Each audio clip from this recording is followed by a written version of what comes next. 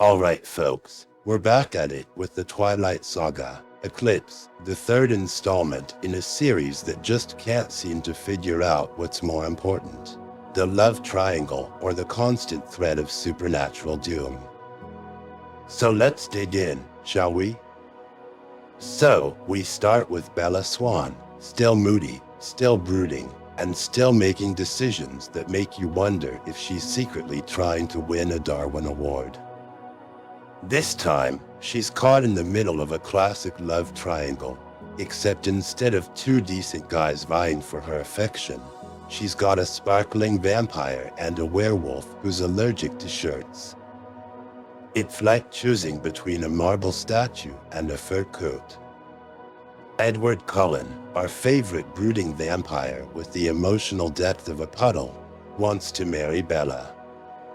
Because nothing says I love you like eternal damnation and an eternity of awkward family dinners where everyone's trying not to eat the human. But Bella, bless her heart, isn't so sure. You see, she's got a little problem named Jacob Black, the werewolf who's got a six-pack for days and a serious case of unrequited love. Now, you'd think this movie would focus on the epic battle brewing between vampires and werewolves, right?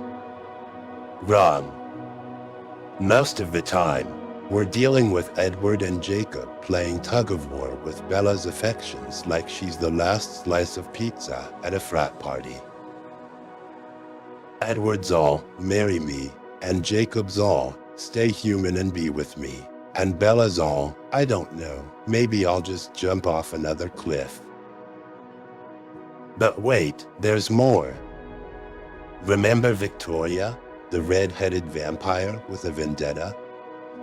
Yeah, she's back, and she's pissed.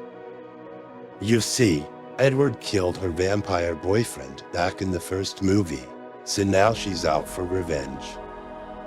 And how does she plan to get it?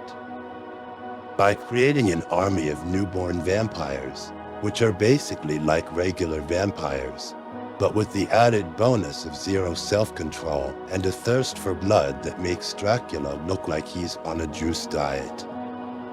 So now we've got two plot lines, the love triangle and the impending vampire battle. And what does Bella do? She quits fanning the flames of both like a pyromaniac with a box of matches. She's kissing Jacob, making out with Edward, and basically leading these two supernatural studs around by the nose. It's like she's auditioning for the role of Helen of Troy, but instead of launching 1,000 ships, she's launching 1,000 facepalms. Meanwhile, the Cullen family and the werewolves, who spent the last two movies snarling at each other, decide to team up to take down Victoria's vampire army. That's right, folks. It's a supernatural alliance straight out of a comic book. Vampires and werewolves working together. You'd think this would be the coolest part of the movie, right? Well, it would be if they weren't constantly stopping to talk about their feelings. Now, let's talk about the big battle.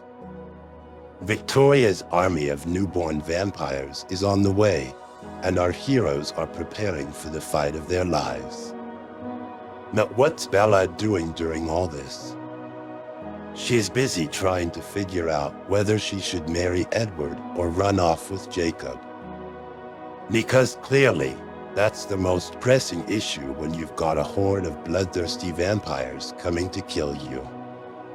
The battle itself is, well, it's actually pretty cool. You've got vampires getting their heads ripped off, werewolves tearing into the bad guys, and even some nifty fight choreography. But just when you think things are getting good, we're dragged back into the love triangle drama. Bella's hiding out in a tent with Edward and Jacob, and it's cold. So what does Jacob do? He snuggles up to Bella for warmth while Edward just sits there, looking like someone stole his lunch money. It's the most awkward cuddle session in cinematic history. Finally, we get to the climax. Edward faces off against Victoria, and after some dramatic back and forth, he takes her down.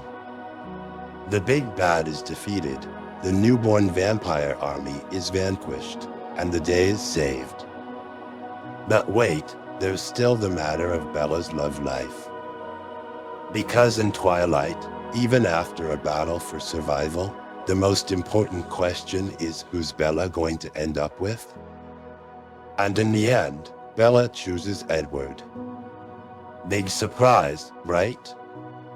She decides she's going to marry him, become a vampire, and spend eternity as part of the Cullen clan. Jacob, heartbroken and shirtless, runs off into the woods, presumably to sulk until the next movie. So there you have it, Twilight, Eclipse. A movie where the most exciting part is a battle between vampires and werewolves, but the most screen time is spent on a love triangle that makes you want to scream at the characters to just pick somebody already.